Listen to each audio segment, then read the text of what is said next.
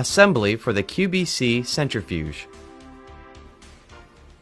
To assemble the QBC Centrifuge,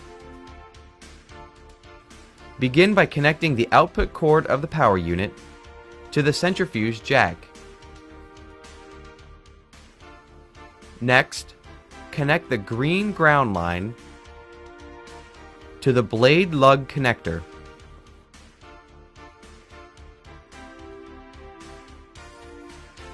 This connector is found on the underside of the centrifuge. Finally, connect the AC line cord to the power pack plug. Note the location of the fuse on the power pack.